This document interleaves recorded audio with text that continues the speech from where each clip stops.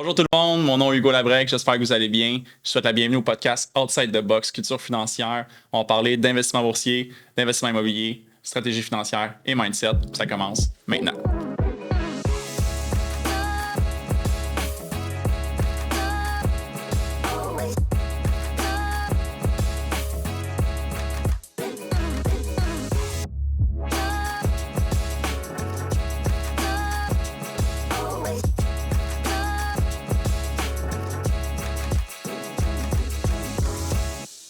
Mon invité d'aujourd'hui, à titre de première conseillère à la vente, Marianne assure la distribution, les services conseils et la mise en marché dans les régions de Montréal et les environs. Elle est active dans le milieu de l'assurance depuis 2007 comme conseillère en sécurité financière. Elle a joint les rangs de RBC Assurance afin d'entretenir les relations d'affaires avec les conseillers, les MGA et les comptes nationaux. Elle a à cœur la réussite des conseillers puis travaille beaucoup avec la jeune génération qui représente l'avenir et la relève des services financiers. Marianne Ringuette, merci d'avoir accepté de venir sur le podcast Outside the Box. Bonjour, merci. J'ai scrappé un petit peu ton nom. Ouais, J'ai commencé. Je m'excuse. Marianne Ringuette. Marianne Ringuette. Si vous la connaissez déjà, vous allez apprécier l'épisode d'aujourd'hui. Si vous la connaissez pas, vous allez se souvenir d'elle. Marianne, je voulais t'inviter parce que, comme je l'ai expliqué un petit peu avant qu'on enregistre, tu as été un point tournant dans ma carrière. Quand je suis arrivé dans l'industrie des services financiers, je sortais de l'académie de carrière de la bannière avec qui j'étais rattaché. Puis, je pensais d'une façon un petit peu différente. Puis, tu m'as pris dans une salle à part, puis tu m'as fait un talk pendant comme une demi-heure, une heure, puis tu m'as remis un peu à ma place, puis tu m'as rendu sur mon X. Puis, ça m'a permis d'aider beaucoup plus d'entrepreneurs. Puis, c'est le sujet qu'on va discuter aujourd'hui parce que ça aide beaucoup les entrepreneurs. Je crois que c'est un sujet que c'est pas tout le monde qui aime parler, mais il faut qu'on en parle. Puis, c'est un pilier, selon moi, de l'atteinte de tes objectifs, puis c'est l'invalidité. Ouais, en fait, je pense pas que je pense pas que les gens aiment pas en parler, mais je pense plutôt que c'est plus difficile. C'est pas déjà l'invalidité, il y a pas beaucoup de conseillers qui en font. Je pense qu'il y a 11% des courtiers dans le marché qui en font activement, mais si on parle encore plus du marché des entrepreneurs, c'est beaucoup plus complexe. Je pense que les gens sont pas très à l'aise en fait d'en parler. Ouais, puis tu sais on va y revenir un petit peu mais concrètement, qu'est-ce qui arrive dans le fond si on n'a pas de plan? C'est quoi qui va nous aider? C'est quoi les ressources auxquelles on a accès si on n'a pas de plan? Si on n'a pas de plan, on parle d'un entrepreneur qui par exemple, aurait aucune couverture d'invalidité, par exemple? Mais on pourrait parler de quelqu'un qui est attiré par l'entrepreneuriat, quelqu'un qui veut préparer sa transition, puis là, il y a un plan au travail. C'est souvent ça que les gens se disent. Quand Je comprends ta question. On va retourner à la base. Fait que dans le fond, est-ce qu'on met un plan B en place pour un entrepreneur qui, par exemple, serait à l'emploi d'une entreprise, puis il veut éventuellement... OK, je comprends. Exact. C'est une bonne question parce que quand on parle d'une personne, on va prendre un ingénieur à titre d'exemple, là, un ingénieur qui travaillerait pour une compagnie XY, puis il pense que dans les prochains mois, ou du moins dans la prochaine année, il a l'intention de partir sa firme de consultation, ou il veut partir à son compte, ben on prépare pas ça la semaine avant, là. Il y a beaucoup d'étapes avant. On veut vraiment mettre en place un plan B. Donc, par exemple, si on prend l'exemple d'un entrepreneur qui a déjà de l'invalidité de longue durée au niveau de son plan collectif, mais on pourrait venir faire un top-up, comme on dit dans le jargon, donc venir complémenter son assurance collective. Puis, on s'assurerait, par exemple, de mettre une option d'assurabilité future qui nous permettrait de venir remplacer totalement ou partiellement son assurance collective au moment qu'il quitterait l'entreprise. Donc, c'est pas quelque chose qu'on fait à la dernière minute, là. Non, ça se prépare. Oui, ça prend du temps. Il y a une tarification, il y a une étude de dossier. Puis, je pense que ça va un peu plus loin que d'analyser son plan collectif. C'est à la base, connais-tu ton client? Est-ce que tu sais c'est quoi ses aspirations? Où est-ce qu'il s'en va? C'est quoi ses rêves à court, moyen et long terme? Ça aussi, ça fait partie de ton mandat. Là. C'est pas juste de prendre une commande comme hey, « Salut, j'ai besoin d'un produit d'assurance vie » ou « Je veux protéger mon hypothèque ». Je pense que ça fait partie de la relation que tu bâtis avec ton client puis de savoir où est-ce qu'il s'en va. Tu le vois où dans 6 mois. Je suis entièrement d'accord. Puis c'est pour ça que je crois beaucoup aux relations long terme dans notre domaine. C'est un peu...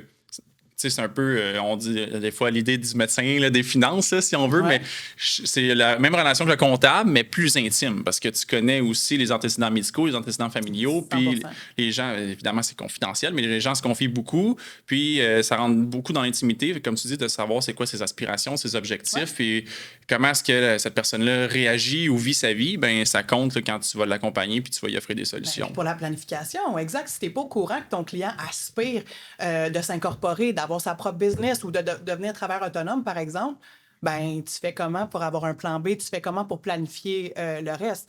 On va prendre l'exemple d'un entrepreneur, par exemple, qui aurait pas planifié. Donc, du jour au lendemain, il décide, moi, je pars à mon compte, je laisse mon assurance collective derrière, je laisse tous mes bénéfices, je recommence à zéro. OK, je comprends. Mais là, si tu n'as pas de preuve de revenus, moi, je me lance à mon compte, j'ai pas nécessairement des contrats, j'ai pas nécessairement des sécurités au niveau de mes revenus. Donc, est-ce qu'un assureur va avoir l'appétit de t'assurer? Il va dire, ouais, moi, je te fais confiance, tu gagnais un montant XY dans le passé, je vais t'assurer pour ce montant-là au niveau d'un Une produit entreprise sans garanti. expérience, sans non, historique. pas du tout. Donc, ça se prépare. Évidemment, il y a des professionnels établis, il y a des cadres supérieurs ou des gens qui ont une profession, des professions libérales, pardon, là, comme un comptable, je sais pas, un ingénieur. On a une bonne idée qu'il va faire des bons revenus. Il va pas les changer 4,25 cents pour une pièce. Surtout s'il y a comme un 5 à 10 ans d'expérience dans le même domaine. Exact, là, on est capable quand même de... On va être probablement en mesure de faire un offre, évidemment, s'il y avait des revenus qui étaient suffisants. Mais je pense jamais que c'est une bonne idée de faire les choses à la dernière minute. Ça se planifie, puis je pense que, selon moi, la meilleure solution, c'est vraiment d'aller complémenter son assurance collective, de s'assurer qu'on a beaucoup de sommes optionnelles au niveau des options d'assurabilité future pour venir remplacer l'assurance collective qui est en vigueur. Puis surtout qu'oublie pas, l'assurabilité de nos clients, ça se perd, hein? Donc, c'est une gestion de risque que toi, tu fais. Donc, tu l'assures le jour A, puis par la suite, tu n'as plus à montrer des preuves d'assurabilité. Exact, parce que c'est rare qu'avec le temps, ton état de santé s'améliore. Il y a des cas où ça arrive, là, mais... Puis je veux revenir aussi sur 2 points là, que tu as parlé. Quand on dit assurabilité future, juste pour les gens qui nous écoutent, qui ne sont pas nécessairement à l'aise avec le terme ou dans l'industrie, c'est de pouvoir prévoir que tu vas faire plus de revenus éventuellement. Donc, tu sais que tu es en démarrage d'entreprise, tu sais que tu as un petit clash au départ, ton revenu va baisser versus ce que tu avais chez ton employeur avant, mais tu sais que tu vas recommencer à faire ces revenus-là une fois que tu vas t'établir. On est en mesure de garantir sur ton état de santé d'aujourd'hui que tu vas pouvoir avoir ce revenu-là avec ton état de santé puis ton assurabilité en date d'aujourd'hui. C'est ça. Tu n'as plus à donner de preuves en fait de santé. C'est vraiment juste de venir justifier l'aspect financier en démontrant des preuves de revenus pour justifier justement l'augmentation. Oui, exact. Donc, on ne rentrera pas dans les détails de ça, mais c'est une option qui est disponible puis c'est une option que vous devriez avoir. En fait, n'importe qui devrait avoir ça. Bien, tous ceux qui aspirent à augmenter leurs revenus là, puis à améliorer, dans le fond, les rendements de leur entreprise, c'est sûr qu'il faut le considérer. Là, ça vaut vraiment la peine. J'ose espérer que c'est le cas de tes clients. S'ils n'aspirent pas à plus... Ah ben là, on rentrera pas dans ça, mais ça me fait plaisir quand ça arrive, disons ça comme ça. Il y a un autre point aussi que je voulais revenir avant qu'on passe au prochain. Tu sais, tu as dit ça se planifie pas à la dernière minute, puis tu te lances pas à ton compte, puis tu essaies de mettre ton assurance en place, mais non seulement en termes de gestion de risque, mais en termes de comment tu dors le soir. Quand que tu te lances à ton compte, tu es habitué de faire un bon roulement, tu as un bon salaire, tu es établi, puis tu n'as pas encore vécu c'est quoi prendre le risque. Parce que je vais faire allusion quand j'étais en construction dans le passé. Moi, une drill qui pétait, une drill à 400$, je m'en foutais. Moi, j'appelais au bureau, amène-moi une drill, puis je même pas m'amener une drill. Je peux te dire qu'à ton compte, la drill à 400$, tu y fais attention. Là, fait que comment tu te sens le soir quand tu te couches, quand c'est toi qui prends le risque? Mais c'est souvent un point que les gens réfléchissent beaucoup de se dire. Hey, s'il m'arrive de quoi, puis je peux pas rentrer demain, genre, c'est quoi je vais faire? Tout me retombe sur les épaules, exact. Que ce soit les frais généraux de ton temps d'entreprise. T'es responsable de tout. Là. Exact. Exact. Puis souvent, on s'incorpore, mais tout le monde qui est incorporé, c'est que tu cautionnes personnel quasiment forever. Là. Fait que c'est bon aussi juste au niveau de l'équilibre. Des fois, on parle de mindset. L'équilibre mindset aussi, non seulement la stratégie financière, puis les outils, mais comment tu te sens, en sachant que tu as mis ça en place. Avant de faire le saut, là, ça vient d'enlever une grosse pression, selon moi, de le faire dans cet ordre-là à la place. Oui, parce qu'à la base, quand on parle de gestion de risque, on s'entend dans un monde idéal, là, je me servirais d'aucune de mes polices. Moi, je suis assurée, là, je veux dire, avec ma forme de rémunération, j'ai pas le choix d'être assurée parce que je suis pas une employée standard. Donc, évidemment, j'ai plusieurs polices d'invalidité, puis dans un monde idéal, jamais me paierais ces polices-là.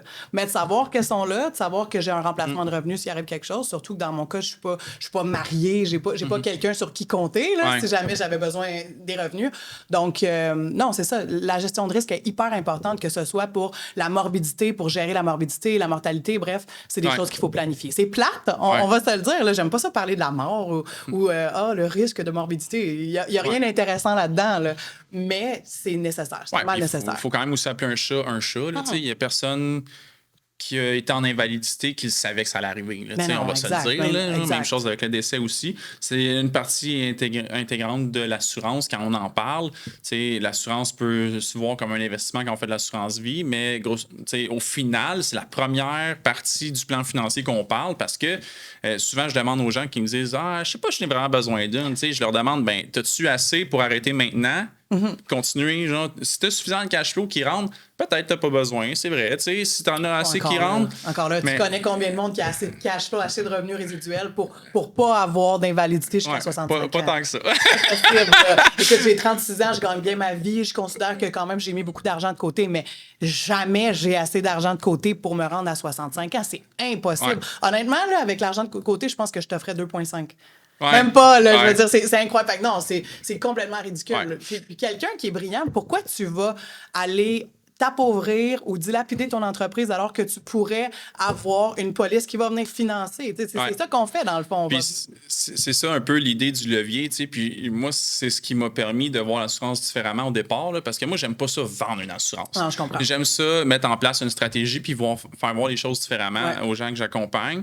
Puis c'est le même principe qu'en immobilier. Dans le fond, l'immobilier est payante parce que tu utilises l'argent de la banque pour faire ton investissement. Mais c'est le même principe avec l'assurance. Pourquoi est-ce que tu prendrais le risque au complet quand tu peux, dans le fond, faire prendre le risque à un assureur pour une fraction du prix? Tu payes ta prime. Pour une fraction du prix, exactement, c'est le mot-clé. Exact. Fait que moi, c'est un peu comme ça que je le vois. Puis...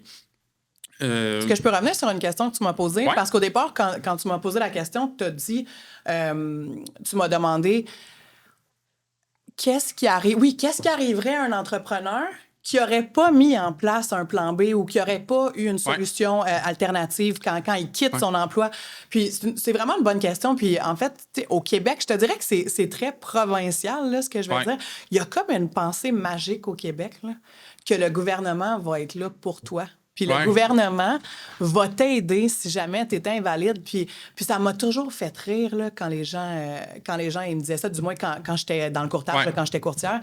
Puis le monde disait, ouais, mais... Puis là, je vais parler des employés là, et non pas des travailleurs autonomes. Puis ils répondaient, OK, ben oui, je suis une employée, j'ai pas d'assurance collective, mais c'est pas grave, là, l'assurance emploi va me payer. Puis j'étais assise, là, puis je me disais, sont-tu sérieux? Est-ce que les gens connaissent vraiment... Ils sont mal informés, je pense. Ben définitivement. Puis d'ailleurs, c'est ton rôle, c'est notre rôle d'éduquer nos clients parce que concrètement, là, l'assurance-emploi, là, c'est du court terme. C'est du remplacement de revenus. Il y a un maximum de revenus admissibles. Si tu gagnes en haut de 62 ou 63 000 le revenu admissible annuel, oublie le projet. Là. Si tu gagnes 200 000 par année, il n'y a aucune chance que tu aies un remplacement qui va se rendre à 200. Donc, il y a un revenu maximal assurable. Écoute, je me rappelle pas, pour 2023, on est rendu à combien, mais sous toute réserve, je pense que c'est 64 000 le revenu maximal au niveau de l'assurance-emploi. Puis, je pense que les maximums de prestations, c'est 650 $ par semaine imposable. Donc, tu n'iras pas loin avec ça. Puis, en part de ça, c'est à court terme. Donc, OK, tant mieux, tu as ça comme éponge à court terme, mais what else? T'as quoi d'autre? Puis là, les gens vont dire, ouais, mais au Québec, on a la CNESST, le Workers' Compensation. OK, mais encore faut-il que tu aies un accident au travail. Au travail, mais comme la SAC aussi. Ben oui, c'est ça, mais c'est quoi les chances que ce qui va t'invalider soit un accident de travail? Tu sais, toi, tu as un col blanc, je suis une col blanc. Je te dis quoi, je vais me couper avec une feuille de papier? Ça va pas, tu comprends? Fait que c'est quoi les chances que mon invalidité... Ben, Dieu sait que ça chauffe pareil. Ça chauffe, Il y a pas des choses qui chauffent. Mais bref, c'est pas ça. C'est pas ça qui va te rendre invalide, on s'entend. Donc, ça risque d'être une maladie, ça peut être un burn-out. Bref, tout ça pour dire que tant mieux, on est chanceux, on est au Québec, on a des régimes gouvernementaux. Mais ça remplace pas une invalidité individuelle. Là. Ça remplace pas de s'assurer. Donc, on va aller encore un peu plus loin. Moi, je suis entrepreneur, par exemple. Est-ce que je cotise au régime gouvernemental? Est-ce que j'ai le droit à l'assurance-emploi? Est-ce que j'ai le droit à la CNESST? Ça, on va y venir dans les revenus assurables, mais ça, c'est un point important que tu touches aussi. Avant qu'on ait les revenus assurables, on le voit aussi dans le financement hypothécaire. T'sais, les courtiers hypothécaires disent tout le temps, tu choisis, tu passes à la banque ou tu payes de l'impôt, parce que les entrepreneurs aiment beaucoup ça, se faire des avances aux actionnaires, des dividendes. Fait que, Mais ça, c'était plus au niveau des régimes gouvernementaux. Oui, en effet, il y a des revenus assurables, Ouais. mais là, je parle vraiment de est-ce qu'il y a quelque chose de disponible pour tes clients entrepreneurs, en règle générale, au niveau du gouvernement? pour maintenir le rythme de vie, Exact, non. c'est ça la question. La Tu sais, majorité d'entre eux est-ce l'ont que tu as envie de maintenir ton rythme de vie, puis si oui ou non, à quel prix tu veux le maintenir? Là? Fait que quand tu fais. Quand tu évalues à quel rythme tu roules, tu regardes combien t'en as, ben ça te permet de dire, OK, comme toi, tu dis peut-être 2,5 ans, genre. Tu sais, Gros max. c'est tout le monde, là, tu sais. Tout le monde consomme, puis si tu penses que le gouvernement en a assez pour baquer tout le monde, là, ben tu connais pas le montant de la dette au Canada, là. Fait que. Je suis entièrement d'accord avec toi que c'est un bon outil à avoir dans son coffre à outils. C'est pour ça qu'on en discute aujourd'hui. Ce qui m'amène au point des revenus assurables. Parce que là, j'ai parlé un peu de dividendes, de salaire. Quelqu'un qui est à son compte, qui a déjà fait sa transition, qui a son entreprise, que là, sa situation elle a beaucoup évolué, puis se rend compte qu'il faut revoir ses besoins, puis il veut maintenir son rythme de vie, évidemment. Comment est-ce qu'on fait pour déterminer ce qui est assurable ou non quand il veut mettre une stratégie en place? C'est une bonne question. C'est une excellente question. En fait, on va le démystifier ensemble si tu veux. Là. Puis, la première question que j'ai tout le temps, là, quand les courtiers m'appellent, parce que là, j'ai un client, là, il est incorporé, il a sa business, mais il se paye juste en dividendes. Tu l'assures, hein? Non. Je n'assure pas les dividendes, mais c'est pas la fin. Je suis pas Marianne Ringuette, là, c'est pas moi qui fais les règles. Mais non, on n'assure pas les dividendes. Pourquoi? Parce que les dividendes font partie, si on regarde des états financiers, là, ça fait partie des bénéfices nets non répartis. Donc, les BNR sont là depuis la création de l'entreprise. Donc, par exemple, si ma business, elle roule depuis 2010, mais moi, je n'assurerai pas tes revenus 2010, là. Je vais assurer tes revenus de l'année précédente. Donc, c'est la raison pour laquelle je ne prendrai pas le dividende. Par contre, si je n'assure pas ton dividende, tu as des bénéfices nets dans l'entreprise. Si je regarde ton dernier exercice, là, puis je regarde les bénéfices après dépenses, avant impôt, ben, on vient de trouver une source de revenus assurables. Exact. Donc, évidemment, c'est important de le prendre après dépenses, là, au même principe qu'un travailleur autonome ou peu importe, on prendrait ses revenus après dépenses, avant impôt. Donc, je peux prendre ça. Si toi et moi, par exemple, on est en business, 50-50, ben, je prendrais 50 % du bénéfice net après dépenses, avant impôt. Puis, j'allais un peu plus loin, là, on pourrait même le majorer de 20 %. Donc, il y a quelques trucs qu'on pourrait faire chez RBC au niveau de l'invalidité. On ne rentrera pas là-dedans. On va garder ça simple. Mais bref, ce qui constitue un revenu assurable, le salaire que tu te verses, si tu t'en verses pas la fin du monde. On va utiliser les bénéfices nets. Exact. Donc, d'ailleurs, c'est la raison pour laquelle on demande les documents à tes clients. Souvent, tes clients se sentent un peu intimidés ou c'est parce qu'ils sentent qu'on rentre dans leur intimité. Tu sais, leur business, c'est leur bébé, puis c'est leur petit truc, puis on parle pas d'argent au Québec non plus. Non, fait que, non, on n'aime pas ça. C'est sûr que c'est intrusif un petit peu, mais... C'est intrusif, mais c'est nécessaire. Exact. Parce que quand moi, j'analyse un dossier, si tu as besoin de mon aide, j'ai besoin des T1 généraux, j'ai besoin des états financiers. Puis ça me permet vraiment d'aller voir, si c'est assurable. Si l'entreprise n'est pas en santé, que les bénéfices sont négatifs, par exemple, malheureusement, je ne serais pas en mesure de te faire une offre. Donc, ça va plus loin de dire, hey, toi, tu as une tête à 100 000, je t'assure, là, t'as un peu. Là, il faut vraiment pousser l'analyse un peu plus loin. Puis, on veut regarder les états financiers. Puis, on va aller même un peu plus loin. Si on a un client qui a une petite entreprise, qui a, je sais pas, moi, qui a 2 employés, par exemple, on va couvrir les frais généraux. Si ton client il a des overheads, puis moi, quand je regarde les états financiers, ben, je peux les regarder puis les voir. Tu sais, je vais voir le loyer, il paye 25 000 annuellement. Donc, tu sais, c'est aussi pour moi une opportunité d'aller trouver d'autres opportunités pour toi à présenter à ton client. Exact. De ne pas m'arrêter à l'invalidité. Je prends pas une commande, moi. Là. Je vais te faire. Je vais te prendre un numéro 3 avec une grosse frite et un Pepsi Diet, s'il te plaît. Moi, je vais vraiment analyser ton dossier au complet. Puis peut-être que oui, tu entres en communication avec moi parce que tu as besoin d'aide pour ton dossier d'invalidité, mais moi, je vais aller plus loin. Puis je vais aller faire tes frais généraux. As-tu des prêts commerciaux? Ben moi, je vais t'y couvrir. Ça, l'invalidité, c'est pas juste une assurance individuelle qui va remplacer ton revenu. Ça va beaucoup plus loin que ça. Là. Exact. Puis je suis content que tu as mentionné tous ces points-là parce que ben il faut que les gens comprennent que c'est vraiment pour aider qu'on le fait puis qu'on demande ces documents-là parce que ben s'ils ont recours à nos services, c'est parce que c'est premièrement pas leur expertise la plupart du temps. 100%. Sinon, ils vont s'en faire eux-mêmes. Puis, ils sont peut-être pas nécessairement en mesure de savoir que c'est assurable ou non. Puis, tu sais, il y a des entreprises que des fois, les bénéfices nets vont être beaucoup plus faibles parce qu'ils ont fait des acquisitions, parce qu'ils réinvestissent, ils ont engagé du staff, tu sais, ils avancent. Ouais. Fait que d'amener un point, comme tu as dit, sur les frais généraux, je trouve que c'est bien que tu l'aies apporté parce que on peut encore...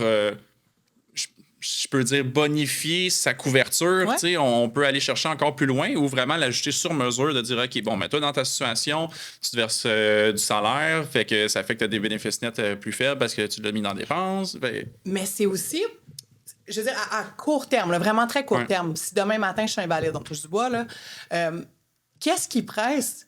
Mon remplacement de revenu à moi? Non, techniquement, honnêtement, je peux, au pire, là, je peux piger dans la marge pendant les 90 premiers jours. 3 mois d'urgence, ta marge. Exactement, mon série, peu importe. Tu peux vendre ta Porsche. Mais mon loyer, par exemple, payer mes employés, ça ne peut pas attendre. Là. Ça, c'est vraiment quelque chose que je dois faire dans les médias. Donc, les frais généraux, en effet, ça peut venir bonifier. Si je n'ai pas nécessairement un revenu assurable qui est très élevé, ça, éventuellement, on pourra l'augmenter. Ouais. Par contre, ton day-to-day, ton payroll, tes employés que tu dois payer, ça, c'est live. Là. Eux, ils vont pas dire, ben non, prends ton temps pour me payer, mais non. Oui, parce qu'eux aussi, ils ont un rythme de vie à maintenir. Ils ont des familles, puis ils ont du cash à rentrer à la maison. Fait que je suis entièrement d'accord avec toi sur ce point-là. Je trouve que c'est même bien que tu l'as amené. Je l'avais pas mis d'un point genre, à discuter, mais c'est pour ça que je t'ai invité, parce que... There you go. Oui, exact. Fait que maintenant, vous allez vous souvenir de Marianne Ringuette. Qui est-ce qui You better. Parfait. Il reste environ 5 à 10 minutes. Fait que je vais me permettre de te demander, genre, pour toi, quand je te dis outside the box, qu'est-ce que ça te résonne? Qu'est-ce que ça t'inspire? Puis tu peux prendre un peu de temps pour y réfléchir. Là, tu veux que je réponde maintenant ou tu veux... Ouais? OK. Ouais. En fait, quand j'entends outside the box, je pense à thinking outside the box. Donc, vraiment comme penser à l'extérieur de la boîte. Donc, quand je pense à ça, je te dirais que... tu sais, d'emblée, parce que je t'avouerais que c'est évident que j'y ai pensé un peu en fin de semaine, pas parce que je m'attendais à avoir une question, mais c'est en cause quand même le nom de ton podcast, là, donc je me suis questionnée sur ce que ça voulait dire pour moi. Puis, au départ, j'ai tout de suite associé à résolution de problèmes. Tu sais, il faut penser à l'extérieur de la boîte quand on a un problème, on veut innover, on veut être différent des autres. Mais après, plus j'y ai pensé, puis plus j'y pense présentement, en fait, pour moi, penser à l'extérieur de la boîte, c'est plutôt de constamment aller chercher des rétroactions des gens dans mon industrie, des gens chez RBC. Tu sais, dans le cadre de mon travail, je suis souvent appelée à faire des présentations, donner des formations devant beaucoup de personnes. Donc, je m'assure toujours d'aller chercher du coaching, du feedback, même à mes courtiers, à la limite. Quand j'ai fini de donner une formation, ça a duré 1 heure, 2 heures, ben s'il vous plaît, prends 5 minutes de ton temps, je veux ton feedback. Puis... Qu'est-ce que je peux améliorer? Pardon, je t'ai Non, mais non, parce que moi, c'est moi qui t'interromps. Mais je vais juste dire que je trouve ça bien que tu le fasses, puis je trouve ça vraiment outside the box aussi que tu le demandes, parce que c'est comme les références aussi, tu sais, puis les commentaires après ça. On sait qu'il faut les demander, mais on n'ose pas. Je trouve ça... Ben, il faut laisser l'ego de côté. Puis ça n'a pas été très facile pour moi, en fait. Là, je suis pas née, c'était pas inné pour moi là, d'aller chercher des rétroactions, de brainstormer. Souvent, quand je travaille du nouveau matériel, une nouvelle présentation, ben je vais aller m'asseoir avec ma vice-présidente Sheena. Puis là, je vais être comme, comment tu me trouves? Mon body language, est-ce que ma position est bonne? Est-ce que mon delivery est bon? Donc, puis là, j'en ai pas de l'ego. T'es en mode learning, t'es en mode coachable. 100%. Puis souvent, elle va me dire des trucs. Arrête de croiser tes pieds. Tu sais, je suis en talon haut, je croise les pieds. Elle va dire non, défais tes pieds, là, tu manques de stabilité. Ou je joue avec mes bagues. Okay. Donc, puis tu vas dire, c'est des détails. Oui, mais c'est des détails qui font une différence quand tu te présentes devant 100 personnes dans une salle. Eux, ils vont accrocher là-dessus. Donc, je vais revenir à ta question. Donc, c'est ça pour moi, thinking outside the box ou outside the box. C'est va chercher du coaching, arrête jamais de t'améliorer. Brainstorm, puis pas juste avec des gens dans ton entreprise. Donc, je vais pas juste chez RBC. J'ai des amis aussi, moi, qui sont en consultation, qui sont en vente, pas nécessairement au niveau des produits financiers, mais je vais me pratiquer devant eux, je vais me pratiquer devant ma famille. Il faut que tu ailles chercher aussi l'opinion des personnes qui font pas nécessairement la même chose que toi. Je suis entièrement d'accord avec toi là-dessus. suis entièrement d'accord avec toi parce que ça vient comme année, on dirait que je l'ai fait moi aussi, puis je suis dans des masterminds entrepreneurs exprès pour ça, pour voir eux, tu sais, je parle avec toi, je parle avec des gens qui sont conseillers aussi, je suis là-dedans, je suis en apprentissage, je fais des formations. Puis là, je me dis, mais les gens à l'extérieur, eux, comment qu'ils voient ça, ce qu'on fait, tu sais, puis est-ce qu'ils savent qu'est-ce qu'on fait? C'est un petit peu ça aussi l'idée pourquoi j'ai voulu lancer le podcast, parce que à chaque fois qu'on fait de la formation continue, pour ceux qui ne le savent pas, on doit faire de la formation continue, puis on en fait des UFC, unités de formation continue, puis ceux qui n'ont pas encore, malheureusement, on n'en donne pas dans le podcast. OK? On n'est pas accrédité non, par... mais moi, je peux en donner, par exemple, call me. Bon, ben, vous appelez Marianne pour les UFC. Nous, on n'en donne pas. Mais à chaque fois que je fais des formations, pas seulement pour mes UFC, c'est pour me former et devenir meilleur, évidemment.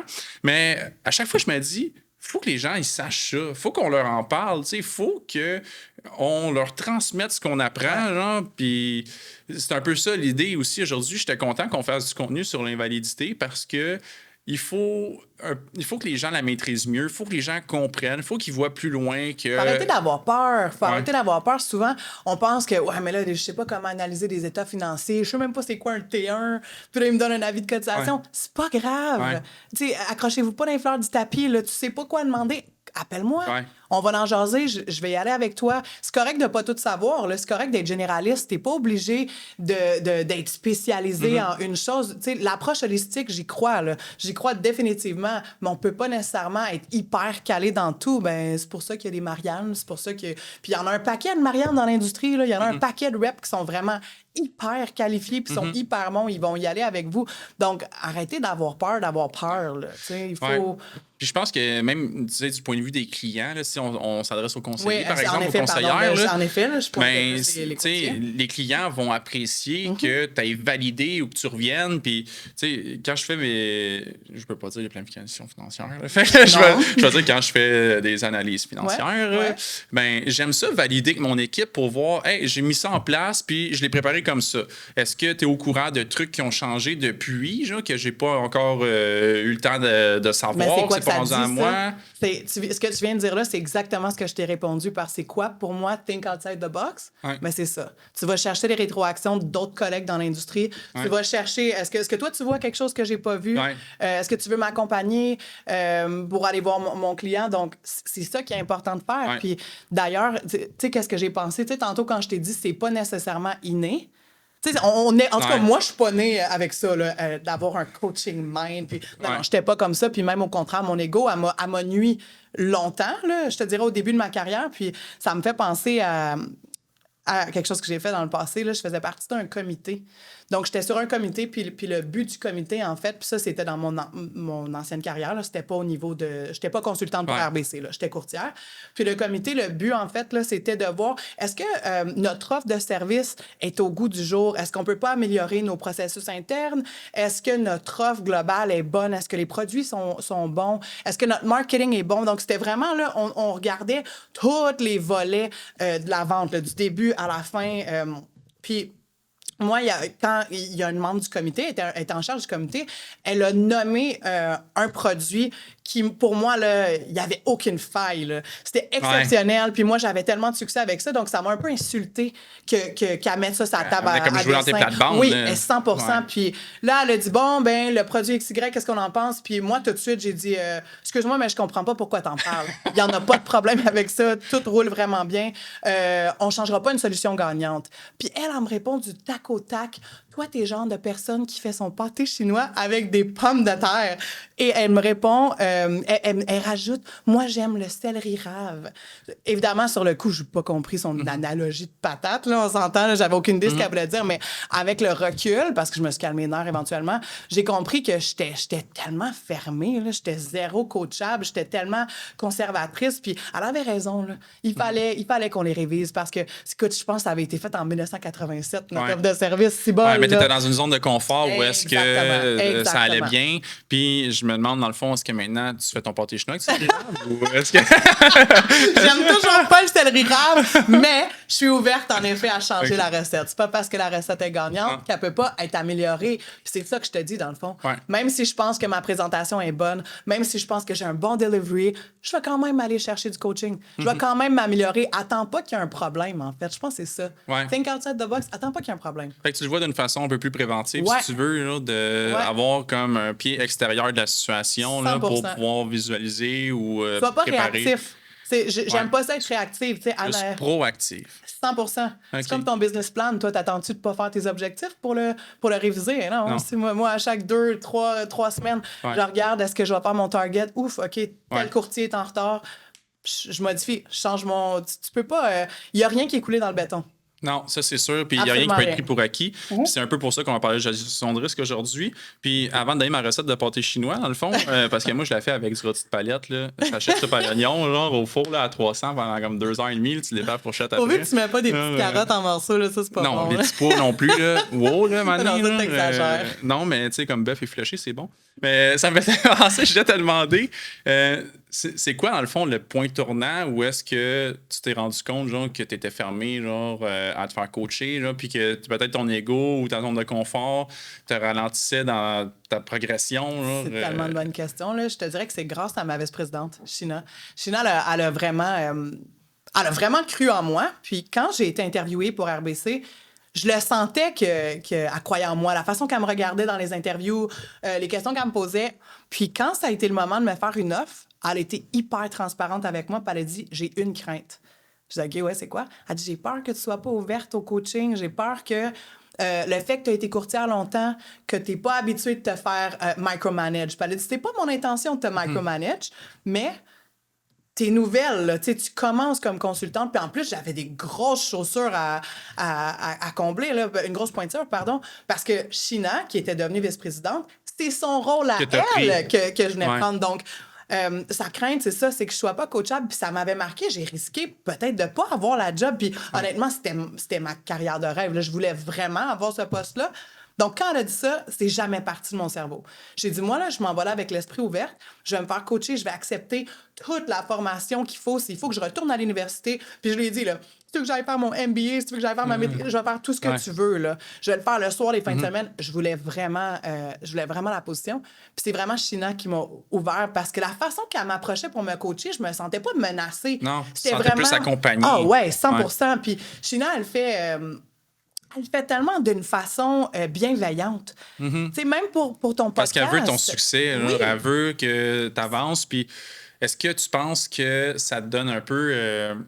Tu sais, je vais comme aller un peu partout en posant ces questions-là, mais tu sais.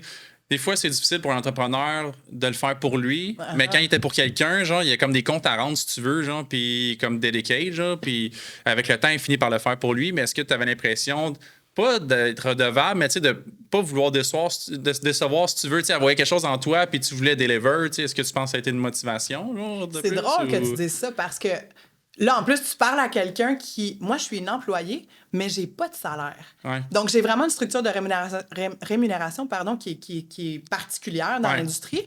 Donc, oui, je me sens que je ne vais jamais décevoir ma vice-présidente, évidemment. Ouais. Je veux qu'elle soit fière parce qu'évidemment, je suis son poulain. Là. Ouais. Elle a investi sur moi à m'engager. Donc, je ne vais jamais la décevoir. Mais outre ça, je ne veux pas me décevoir moi non plus. Exact. Les objectifs, moi, je vois ça comme Ouais. je run ma business. RBC, c'est mon client. J'ai des objectifs annuels de XY.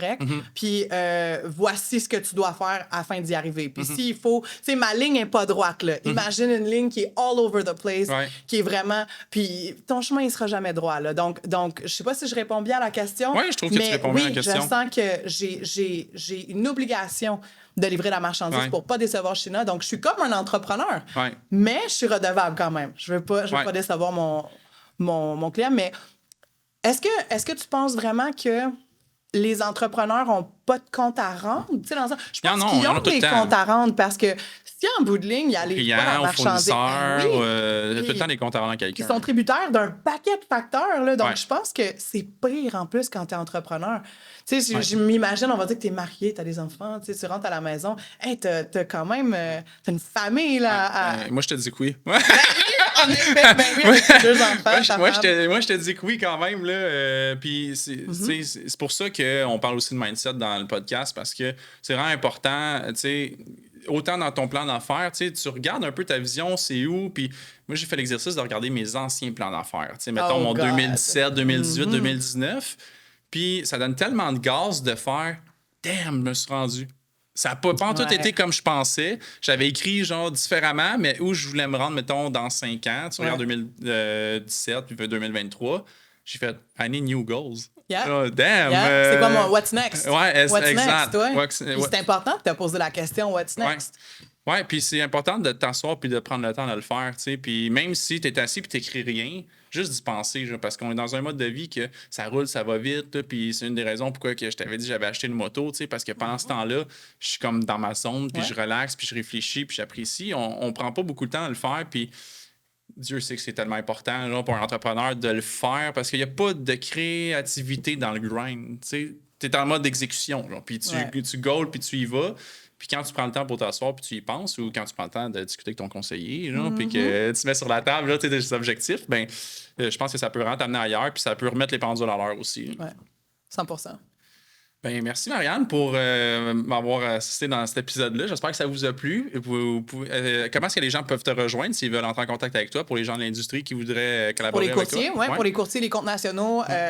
Si je suis votre consultante, évidemment, vous pouvez communiquer avec moi. Vous avez mes coordonnées par vos agents généraux. Sinon, tes clients, évidemment, ne peuvent pas communiquer avec moi, mais quand vous faites affaire avec Hugo, ben Hugo Paris-Cochet, il fait affaire avec moi. Donc, ça me ferait plaisir de vous aider. Ben, merci, puis je vous souhaite à tous une bonne journée. On se voit pour le prochain épisode. Salut!